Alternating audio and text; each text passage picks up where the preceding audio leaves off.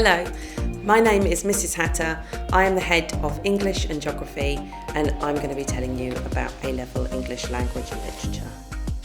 Many things are covered in the English language and literature course. We like to do the combined course because it makes it a bit more varied for you in terms of the literature that we study.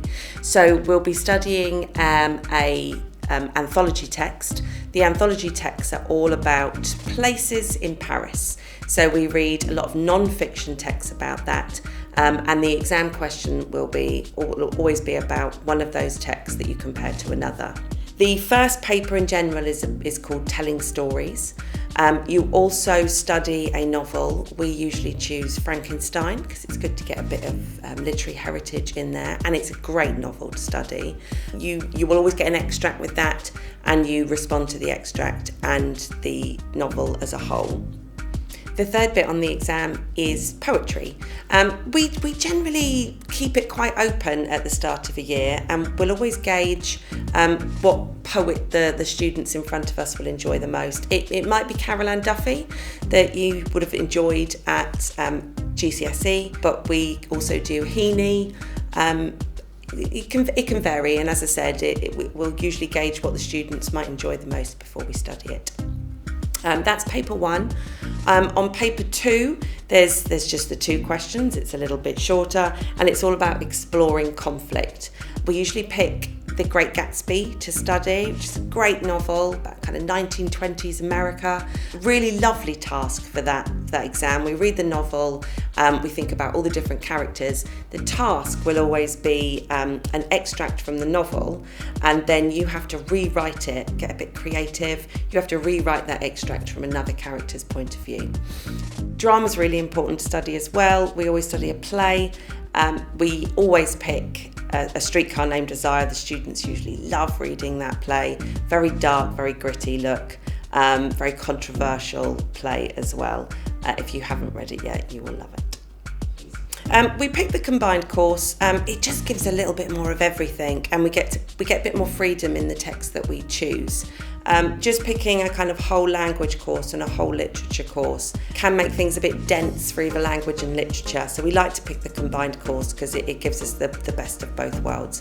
And if you've enjoyed English in general at GCSE, we find that students will generally more like choosing both language and literature to study as they move on to A-level. Universities love the combined course. It does show that you are an all-rounder. All universities love it in any way if you study English literature. It's usually, even if you're not studying English at a high level at university, they do really love that element of literature in your education. One of the students this year in Year 13 is going off to Oxford University to study English, and that's on the back of the combined language and literature course. We have a fantastic English department at UTC Portsmouth. Even though it's a STEM college, we have students really enjoy English here and then obviously choose to do it at A-level.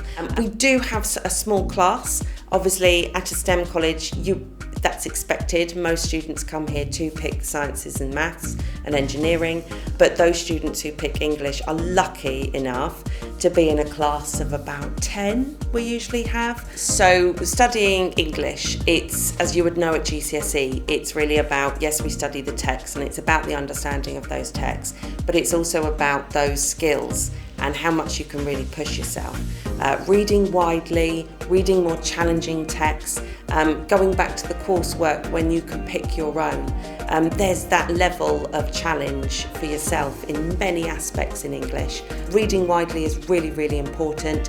The more other literature texts you can bring in, the higher your grade can be.